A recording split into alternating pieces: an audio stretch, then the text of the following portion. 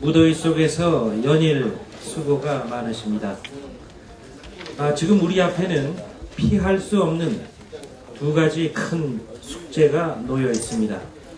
하나는 우리 사회 을들을 살리기 위한 경제민주화 관련 법안과 민생법안, 그리고 정치 쇄신 법안들을 반드시 6월 국회에서 처리해서 입법 성과를 바구니에 담아내야 하는 숙제입니다. 경제민주화 법안들은 경제에 부담을 주는 법안들이 아니라 우리 경제를 살려내기 위해서 꼭 필요한 법안들입니다. 이제까지처럼 가백에 편중된 경제는 분명한 한계에 봉착했습니다. 을이 살아야 우리 경제도 살아날 수 있다고 우리는 확신합니다. 박근혜 대통령께서는 경제민주화 공약을 앞세워서 대통령이 되셨는데, 이제 대통령이 되고 나서 가장 먼저 포기하는 공약도 경제민주화 공약이 아닌가 걱정이 됩니다. 다른 하나는 국가 권력기관의 대선 개입 사건에 대해 제대로 밝혀내서 국가 정의를 바로 세우기 위한 국정조사를 해내야 하는 숙제입니다. 이미 검찰의 수사만 가지고도 국정원과 경찰의 부당한 대선 개입 사실이 드러나 있습니다. 가령 미국에서 CIA가 대통령 선거에 개입하고 FBI가 이를 은폐했다면 도대체 어떻게 됐겠습니까? 대한민국이 갑자기 삼류 정치 후진국으로 전락해 가고 있는 것 같다 가슴이 아픕니다. 경제민주화가 중요하다고 해서 헌정 질서를 바로 세우는 일을 우리가 적당히 넘길 수는 없습니다. 이와 관련해서 여야가 이미 합의해 놓은 국정조사마저 새누리당이 회피하고 있습니다. 국기문란 상황에 대해 가장 적극적으로 대처해야 할 박근혜 대통령은 여전히 침묵으로 일관하고 있습니다. 국기문란 범죄의 실체와 배후를 철저하게 밝혀서 헌정 질서를 시급히 바로 세워야 합니다. 대통령 선거를 다시 치르자는 것도 아닌데 박근혜 대통령과 새누리당은 도대체 무엇이 두려운 것입니까? 국민에게 답해야 합니다. 6월 국회가 벌써 얼마 남지 않게 됐습니다. 우리는 대한민국을 사랑하는 국회의원으로서 두 가지 숙제 중에 어느 것도 절대로 포기할 수 없다는 점을 분명히 해야 합니다. 여러분 한 분 한 분의 분투에 대해서 감사드리고 그 분투가 계속 되기를 당부드립니다. 고맙습니다. 예, 대표님 말씀 감사합니다.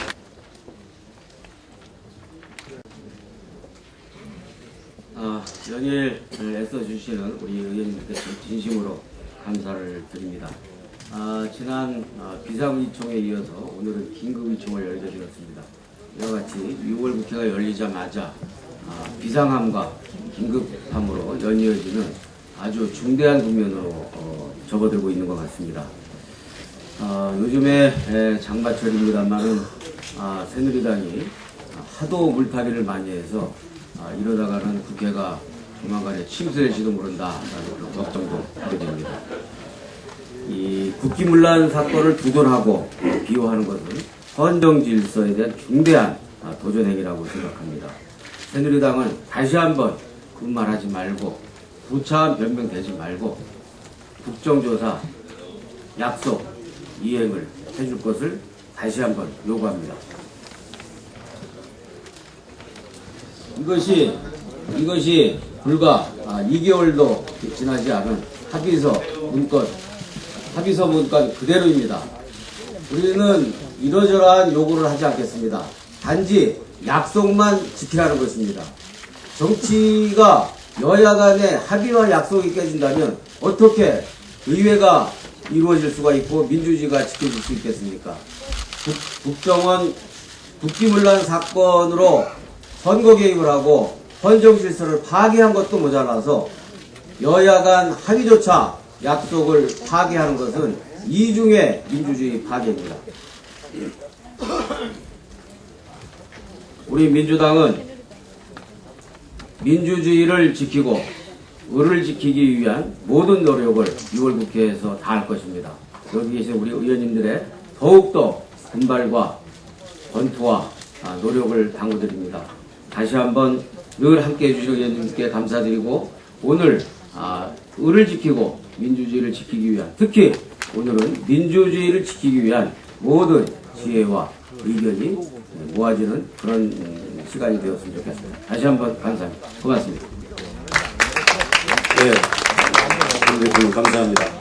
국정원 대선개입 사건 진상조사 특위 활동 보고를 해 주시도록 하겠습니다.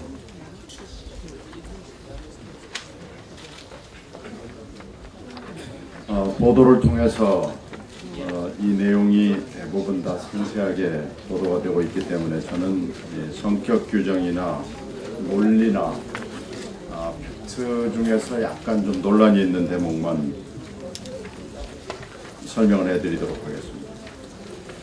12월 11일에 역삼동에서 일이 시작이 됐습니다만 지금은 계속 사태가 전개되면서 증식과 번식을 거듭해서 지금 한 6단계 정도까지 한 것으로 판단이 됩니다.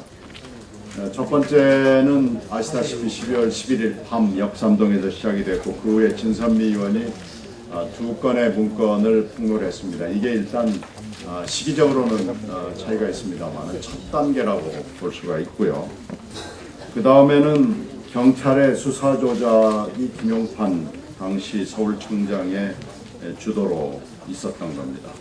이게 이제 계속 꾸준히 12월 11일 이후에 계속이 되면서 12월 16일 밤 11시에 하이라이트를 맞게 됩니다.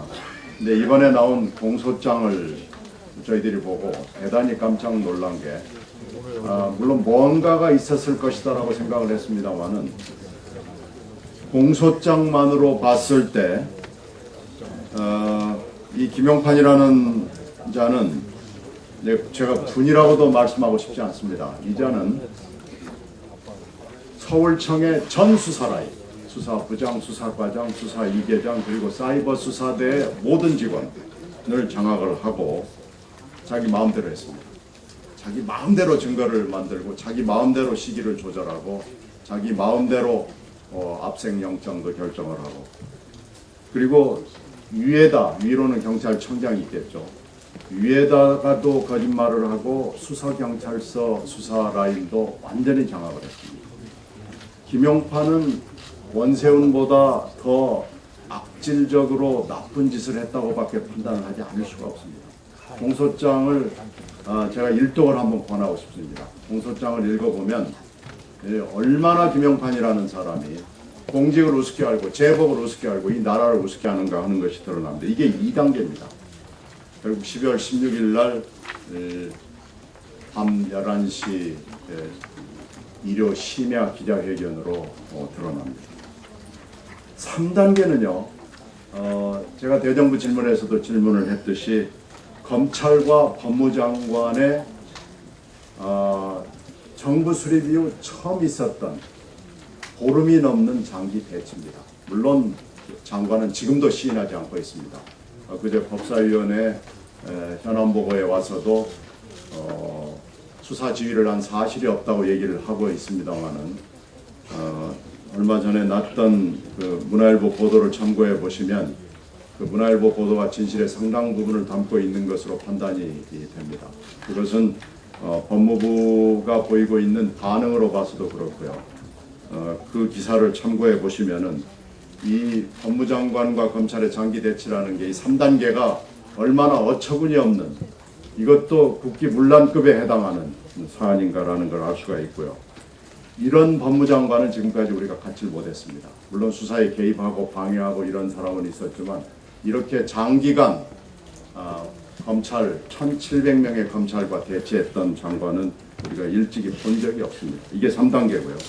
네 번째가 청와대 개입입니다. 제가 대정부 질문에서 지난주 일요일에 했던 대로 청와대 개입입니다.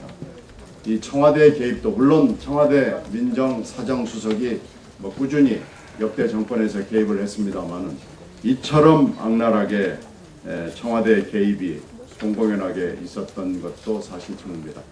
제가 그날 얘기했던 날짜하고 박지원 전 대표가 엊그제 법사위에서 말씀드린 날짜는 다릅니다. 그래서 저희들이 적발한 것만 해도 현장 적발한 것만 해도 2건이라는 걸 말씀을 드립니다. 5번째는 물론 검찰이 대단히 열심히 수사를 했습니다만 지난 금요일 수사 발표를 했습니다. 그러나 검찰의 한계를 여기서 보여줬습니다. 2사람만 그것도 불구속으로 기소를 하고 나머지 모든 사람에 대해서 모든 경찰과 모든 국정원 직원에 대해서 기소 유예와 입건 유예를 했습니다. 이건 검찰이 굉장히 노력을 했지만 진실의 문 앞에서 딱 멈춰 쓴 거고요.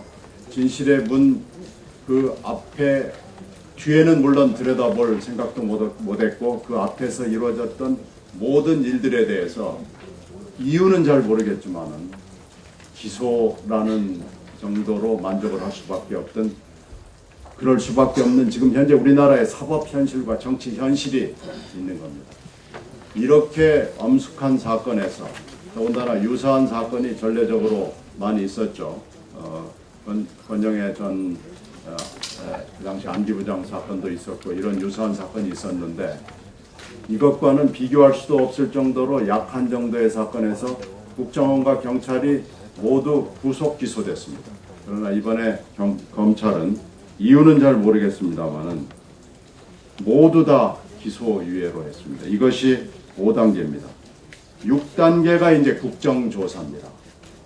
지금 국정조사를 거부하고 있는데 제가 국정조사에 거부를 하는 논리 몇 가지에 대해서 설명을 드리겠습니다. 이 부분은 제가 말씀드리는 것을 여러 군데에 가서 여러 의원들께서 또 당직자께서 설명을 해주셔야 될 필요가 있기 때문에 좀 지루하시겠지만은 좀 말씀을 자세하게 드리겠습니다. 그리고 어저께 기소유예를 한 국정원 직원들에 대해서 재정 신청을 했습니다. 곧 서울고등법원이 해당을 하고 한 달 정도 안에 기소 여부에 대해서 결론을 내릴 것 같습니다. 대개의 절차가 그렇고 정확하게는 모르겠습니다만은 그 재판은 이번에 두 피고인에 대해서 불구속 기소를 했기 때문에 원래 구속 기소를 하게 되면은 6개월 안에 1심 재판이 끝납니다만은 이게 지금 불구속 기소가 됐고 나머지 유력한 증인들이 지금 기소 유예가 된 상황이기 때문에 재판이 얼마나 끌게 될지 언제 첫 재판이 열리게 될지 현재로서는 잘 모르겠습니다. 통상의 재판 절차라면은 7월 초에는 첫 재판이 열리고 그 다음부터 계속 굴러가게 돼 있습니다. 그래서 재판도 폭발성을 가지고 있는 만큼 여러분의 주목을 해주시기를 당부드리겠습니다. 자, 지금 마지막 제가 지금 다음 단계는 잘 모르겠습니다만 지금 6단계 국정조사 거부 단계에서 새누리당과 일부 보수 언론들이 서로 쓰레기 정보를 주고받으면서 쓰레기 정보를 물레방아처럼 돌리면서 물타기를 하고 있습니다. 그 중에 첫 번째 논거는 이것이 수사를 까고 보니까 별거 아니지 않냐. 댓글 몇 개 가지고 뭔 이렇게 난리를 치느냐라는 논리가 있는데요. 이 논리에 대한 반박은 제가 이렇게 하고 있습니다. 역삼동에서 경찰과 2박 3일 동안 대치했던 그 국정원 여직원은요. 그냥 문서나 나르고 심부름이나 하는 여직원이 아닙니다. 인류대학의 컴퓨터공학과를 졸업을 했고 국정원이라는 아주 들어가기 어려운 직장에 들어가서 컴퓨터 요원으로서 청해 훈련을 받은 고급 훈련을 받은 청해 요원입니다. 이 사람이 상부의 지시를 받고 2박 3일 동안 상부와 함께 모든 기록을 다 지웠습니다. 2박 3일입니다. 2박 3일 동안 공무집행을 방해하면서 그리고 압수수색 영장을 누군가에 의해서 거부가 되면서 2박 3일 동안 한 사람입니다. 그러니까 이 사람은요. 현행범입니다. 공무집행 방해했고 증거인멸했고 국정원법 위반했고 선거법 위반한 사람입니다. 그런데 지금 이 사람의 인권을 얘기하고 있습니다. 그게 지금까지 계속해서 내려오고 있는 논리입니다. 그리고 두 번째로는 그러니까 현재 공소장에 기재된 그 몇 가지 사안들은 검찰이 정말로 천신만고 끝에 찾아낸 겁니다. 이거 그냥 찾아낸 거 아닙니다. 검찰이 온갖 노력을 다하고 좋은 머리를 굴려서 전국을 뒤지고 전 세계를 뒤져서 찾아낸 증거 인멸을 한 끝에 찾아낸 아주 소중한 것이고 더군다나 SNS, 트위터로 대표가 되는 SNS는 아직 찾지도 못했습니다. 어제 처음으로 300여 개를 찾았다고 했는데요. 검찰이 설명하는 것은 트위터의 그 데이터베이스가 해외에 있기 때문에 그렇다라고 얘기를 하는데요. 사실은 데이터베이스는 국내에도 있습니다. 이건 맘먹기에 따라서는 트위터에 등 SNS에 대한 수사는 지금이라도 진행할 수 있다라는 걸 저희들이 지적을 해야 됩니다. 하여튼 지금 공소장에 기재된 것은 1000분의 1도 되지 않는다라고 말씀을 하시면 맞습니다. 그리고 또 민주당이 매관매직을 했다고 얘기하는 두 번째 그 반론이 있는데요. 이거에 대한 반론은 그분이 그 김모 국장이라는 전직 국정원 국장이 검찰에 2번 가서 하루 내내 수사를 받았고 거기에 변호인이 대동을 하고 받았습니다. 근데 검찰이 그 부분에 대해서 조사 자체가 진행된 적이 없다는 점을 저희들에게 비공식으로 얘기를 했고 그리고 변호인도 저희들에게 그렇게 설명을 했고 물론 본인도 그렇게 얘기를 하고 있고요. 이 새누리당 언론이 보도하고 새누리당이 이걸 받아치는 이 거짓의 물레방아가 계속 돌아가고 있다고 생각하시면 되고요. 이건 저희들이 그 보도에 대해서 민형사상으로 대응을 하기로 했습니다. 그리고 이제는 세 번째 반론은 국정조사를 반대하는 반론은요. 검찰 수사를 비난하고 있습니다. 심지어는 엊그제 법사위에서는 어처구니없는 사태가 벌어지고 있는데요. 여당 법사위원 한 분이 공소장을 쓴 진 검사라는 분이 있습니다. 이건 대표지필한 겁니다. 저희들도 글을 쓸 때나 언론사에도 글을 쓸 때 마찬가지입니다만 대표지필합니다. 공소장을 쓴 검사 그 사람이 혼자 단독으로 공소장을 쓰지 않습니다. 기사나 똑같고 저희들 그 대정부 질문 이건 의원 사무실이 나가는 문건 다 마찬가지 아닙니까? 그런데 그 진 검사를 딱 뽑아내가지고 종북검사라는 겁니다. 종북검사라는 톤으로 얘기를 하면서 어떻게 이런 사람한테 수사를 맡기고 공소장을 쓸 수 있냐라고 그랬는데 저희들이 확인해 보니까 오늘 아침 신문에도 나왔습니다만은 부장검사실에 데리고 일했던 검사였습니다. 초임 검사였습니다. 그 당시에 진 검사라는 분은. 그러니까 어떻게 보면 사제지간과 비슷한 겁니다. 초임 검사 때 첫 부장검사는 사실 인사에 해당하고요. 제가 그 법조 기자를 오래 할 때 보면은 검사가 싸가지 없이 행동을 하면 너 초임 때 부장검사가 어떤 놈이냐라고 묻습니다. 그 정도로 부장검사 그 당시에 차장검사 검사장은 초임 검사한테 신적인 존재고 은사 같은 존재입니다.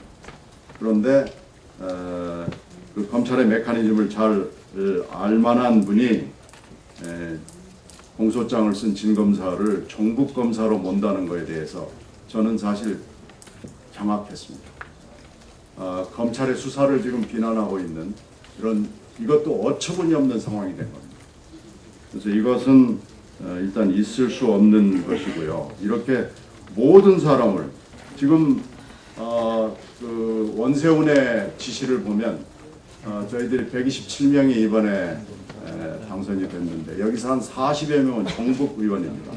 누가 누군지는 잘 모르겠습니다만은 그 원세훈의 논리를 보면 종북 의원이 여기가 한 40여 명이 지금 있다는 얘기고 지금 가만히 얘기를 하는 거 보면 민주당의 대통령 후보 현직 서울시장도 종북이라는 톤으로 지금 원세훈의 지시에 나오고 있습니다.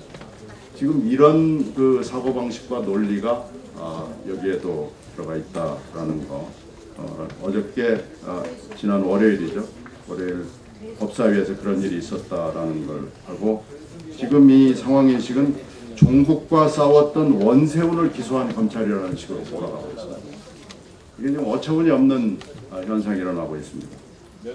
그리고 또 하나는 이제 마지막 그 제가 이제 논리인데요. 그 여당의 논리는 수사가 마치지 않은 상황이라 국정조사를 할 수 없다고 그러는데요. 이미 검찰이 지난 금요일 날 기소를 했고요. 오늘이 이 선거법에 관련해서는 이제 공소 시효가 끝나는 날입니다. 물론 국정원법이나 다른 법은 앞으로도 시효가 3년 이내이기 때문에 많이 남아 있습니다만은 선거법은 시효가 마감이 되기 때문에 사실상 수사는 종료됐고요. 아까 말씀드린 논리로 여성 인권에 관한 사안이 본질적인 게 아니라면 그것을 지금 본질적이라고 얘기하는 겁니다. 여성 인권에 관한 사안을 본질적인 수사라고 얘기하고 있기 때문에 지금 이 점에서 약간의 논란은 있지만 저희가 보기에는 본말이 전도된 지금 본은 다 끝났습니다. 그리고 오늘로 이제 공소시효도 끝나고요. 선거법 부분은 국정원법 물론 남아 있습니다만은 본이 다 끝난 마당에서 조금 남은 말 그걸 가지고 수사가 종료되지 않았다. 뭐 이런 얘기를 말도 안 되지 않는 논리를 얘기하는데요. 이미 공소장을 보면 원세훈과 김용판은 범죄 집단의 그 보스의 역할을 했고 이게 특별 권력 관계로 해서 지금 기소 유예가 된 건데요. 이것도 말도 되지 않는 논리고요.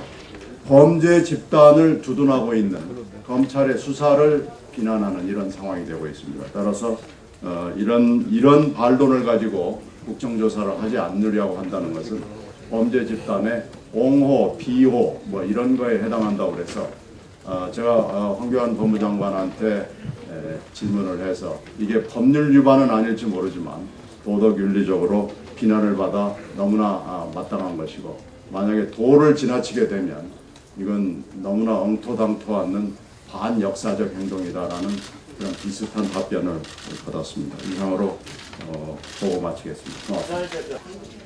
민주당의 제보는 사실입니다. 그렇기 때문에 매관맞익은 없었습니다. 국정원의 대선 개입은 사실이 아니라고 했는데 사실로 검찰 수사에 의거해서 밝혀졌습니다.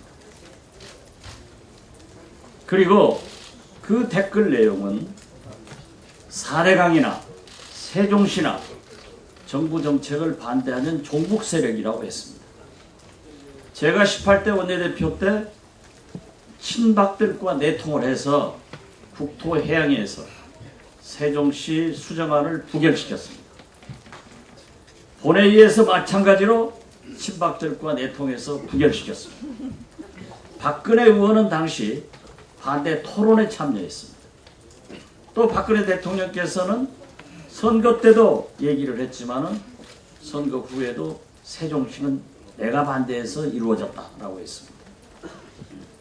정부 정책 반대한 박지원 친박 세력 박근혜 대통령은 국정원 정의대로 하면 종북 세력입니다.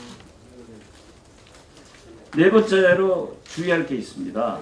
법사위에서 늘 새누리당 의원들이 주장하는데 5,200여 건의 댓글 중 겨우 73건이 흔히 보수 우파들이 올리는 댓글이다. 70명의 심리적 국정 9명이 그냥 혼자 올려본 거다. 이게 어떻게 선거 개입이냐 하는데 이것은 국정원이 상부 지시에 의거해서 조직적으로 반복적으로 계속적으로 올렸기 때문에 된다 하는 것을 분명히 해주지 않으면은 우리가 수천 건 중에서 70여 건 가지고 문제 삼는다 하는 것으로 국민들한테 역풍을 맞을 수 있습니다. 그래서 우리 민주당 의원들은 이걸 좀 잘 해주셨으면 하고요. 국정조사는 1기 원내대표단에서 여야 원내대표가 합의된 사항입니다. 따라서 검찰의 수사 종결이 아니라 검찰 수사는 항상 중간 수사 발표하고 계속됩니다. 기소하는 날이 기점으로 해서 국정조사를 해야 한다. 이것을 분명하게 가지고 가야 됩니다. 마지막으로 정보위 서상기 위원장이 우리 민주당 박영선 법사위원장을 명예훼손으로 고소를 했습니다. 그런데 지금 현재 어떻습니까? 북한 핵무기가, 남북 문제가 이렇게 얽혀 있는데 석 달째 정보위를 열지 않고 있습니다. 더욱이 국정원 게이트로 전국이 이 난리인데 정보위를 열고 있지 않는 그분에 대해서 비판을 한다고 명예훼손이라고 하면은 그분이야말로 직무유기를 하고 있기 때문에 우리가 정청래 간사에게 정보위원들에게 좀 힘을 실어서 정보위가 반드시 열려서 남재준 국정원장 등 정보위 간부들이 정보위에 나와서 북한 핵 문제는 물론 남북관계 나아가서는 이 국정원 게이트도 규명돼야 된다 하는 것을 말씀드립니다. 여야 원내대표 사이에 국정원 직원의 대결 의혹 사건에 대해서 국정조사를 하기로 합의한 배경에 대해서 간략히 설명해 주시도록 하겠습니다. 우리 이 사건의 잠재력을 미리 예견하신 우리 박진대 대표인데 박수 한번 쳐주십시오. 네, 고맙습니다. 일고의 가치도 없어서 저는 이 문제에 대해서 얘기하고 싶지 않았습니다. 뭐 아무 조건도 없었고 이면합의라고 하는 것은 상상도 하기 어려울 정도였기 때문에 그렇습니다. 그런데 원내대표께서 그 당시에 상황 설명이 필요하다는 말씀을 주셨고 또 아시는 것처럼 작금의 사태가 언론 보도를 보게 되면은 참으로 정말 분노를 억누를 수가 없어서 사실관계를 말씀드리기 위해서 왔습니다.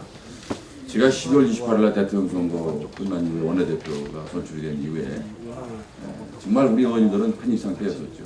질 수 없는 대통령 선거를 했다고 하는 그러한 아쉬움이 너무 컸던 겁니다. 그 충격이. 그래서 그 허탈감이라고 하는 것은 이를 말할 수 없었습니다. 그런 아쉬움 속에서 몇몇 의원들께서 적극적으로 말씀해 주셨던 내용이 바로 이 국정원 선거 개입입니다.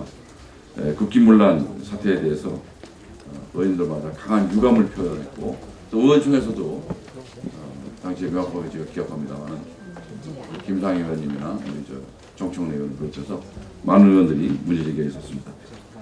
그 분위기를 봐서 지금 우리 당이 우선 해야 될 게 뭔가라는 것을 저는 원내대표를 하면서 생각을 했습니다.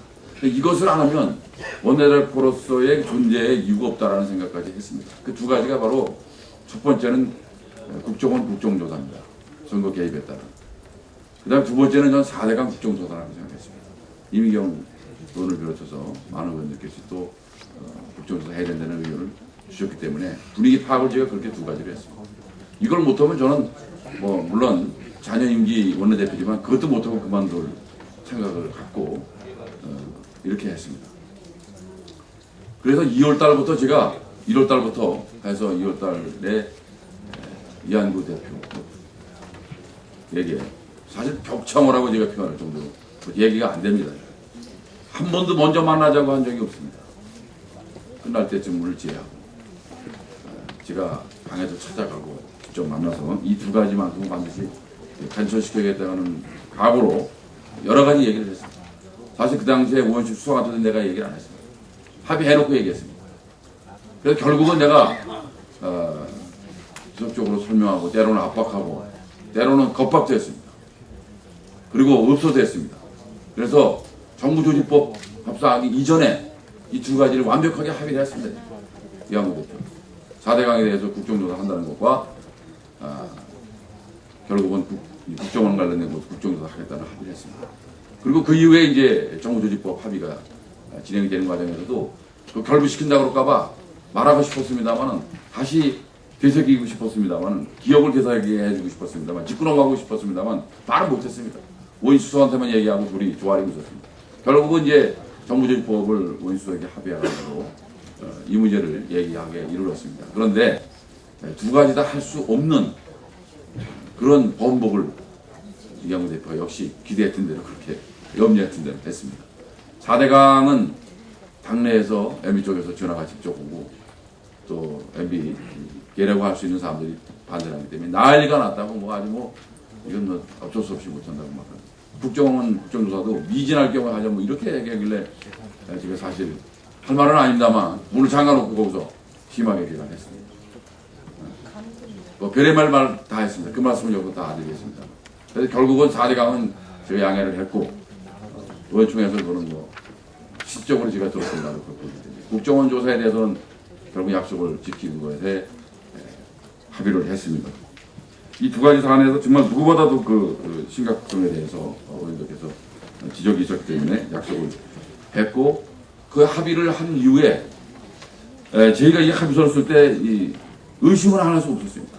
합의서 써놓고도 계속 번복을 하고 이런 경우가 비일비재하게 있었지 않습니까? 그래서 그런 것도 저희가 타산 지적이 됐기 때문에 그 파기하는 것을 반복적으로 하는 것을 막기 위해서 모든 가능성을 정말 염두에 두고 합의 문구를 하나하나 깨알같이 물샐 틈 없이 그렇게 했습니다. 그러고 났더니 이 적시자가 빠졌잖아요. 검찰 조사 완료된 이후에 국정조사를 한다 이렇게 하니까 이것도 나중에 한 달 후에 해도 하는 거다, 2달 후에 해도 하는 거다라고 그렇게 얘기하면 어떡할까 하는 생각이 들어서 또 불안하더라고요. 다 합의해놓고 나니까. 그래서 내가 즉시자로 부착을 했더니 뭐 탁도 없는 소리라고 뭐 반발하고 그랬겠죠. 뭐 그 다음 왜 어떻게 그걸 받아들였는지는 의원수석이 그 자리에 있기 때문에 제가 창피해서 말을 안 하겠습니다. 아무튼 그럼에도 불구하고 제가 즉시자를 넣어서 합의를 했습니다.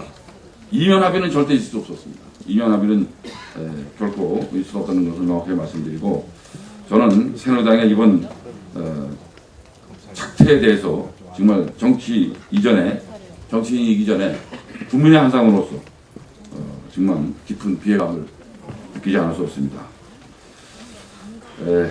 손바닥으로 이게 하늘을 가리는 것이 바로 이런 것인가 하는 생각을 갖고요.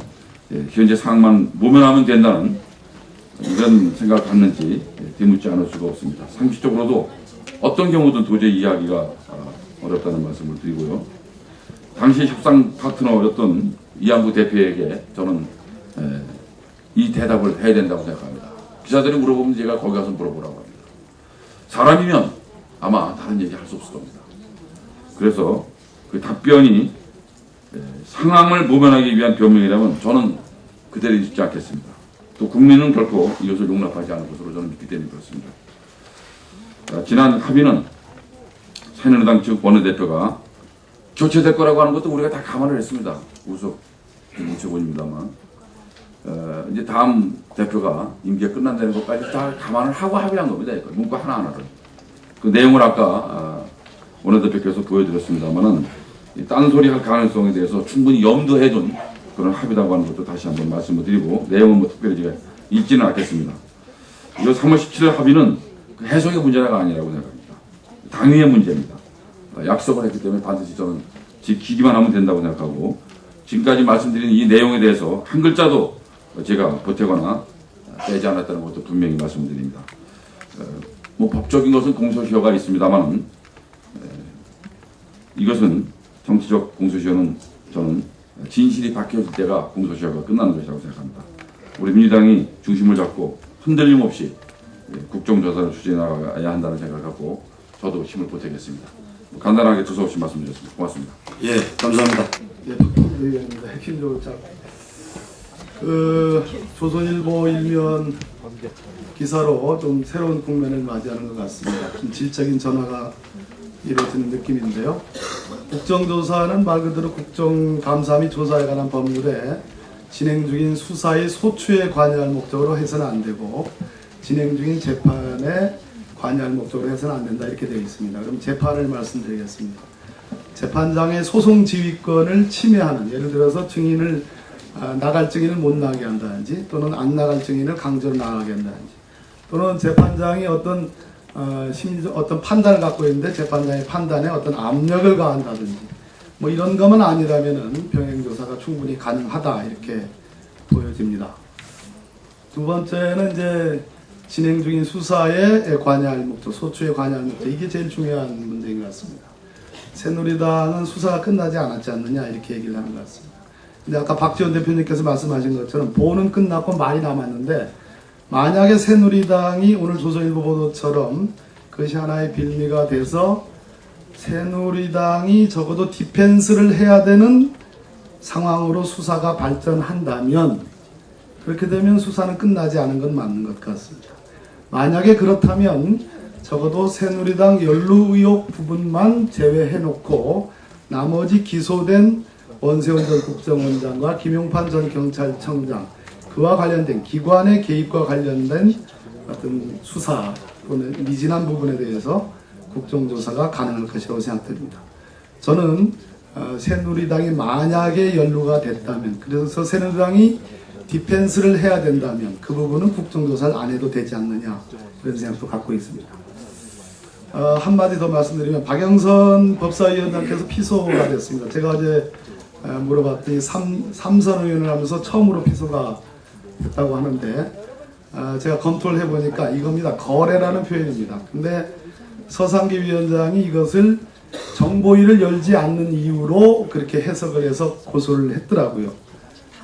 지난 3월 이래로 정보위원회는 열리지 않고 있습니다. 오로지 정보위원장의 정치적 견해 때문에 열리지 않고 있습니다. 그럼에도 불구하고 어마어마한 돈에 직책급을 비롯한 많은 위원장으로서의 그 돈을 가져가고 계시고 있더라고요.